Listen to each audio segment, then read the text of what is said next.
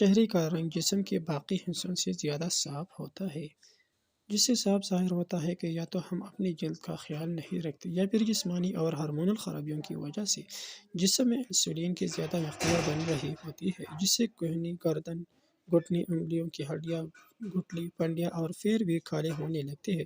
یہ ایک اہم مسئلہ بن گیا ہے آج کل، جس کا علم لوگوں کو نہیں ہوتا۔ ایسے میں آج کی پوڈز میں آپ کے لیے بیوٹیشین کا بتایا ہوا نسخہ موجود ہوتا ہے، بس اسے استعمال کریں اور جلد بازی پر یقین نہ کریں، کیونکہ کوئی بھی ٹریٹمنٹ فوری اثر نہیں کرتا بلکہ کچھ وقت درکار ہوتا ہے۔ ایک پیالے میں نیم گرم پانی ڈالیں، اس میں تولیہ ڈال کر اچھی طرح نچوڑ لیں اور پھر اس تولیے کو جسم کے کالے حصوں پر آرام سے ملیے، یعنی ہلکے ہاتھ سے مساج کر لیں۔ پھر ایک چمچ نمک، چینی، لیموں کا رس اور آلو کا رس مکس کریں اور ان جگہوں پر 15 منٹ تک مساج کریں۔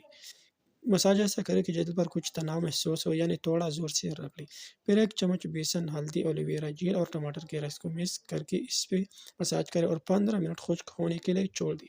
اس کے بعد نیم گرم پانی سے جلد کو صاف کر لیں۔ اس ٹپ کو روزانہ استعمال کریں، لیکن کبھی بھی دھوپ سے آنے کے بعد استعمال نہ کریں، کیونکہ سورج سے جھلسی ہوئی جلد پر فوری طور پر لیموں یا ٹماٹر لگانا خطرے سے خالی نہیں ہوتا، لہٰذا آپ رات یا شام میں کسی بھی وقت اسے استعمال کر سکتے ہیں۔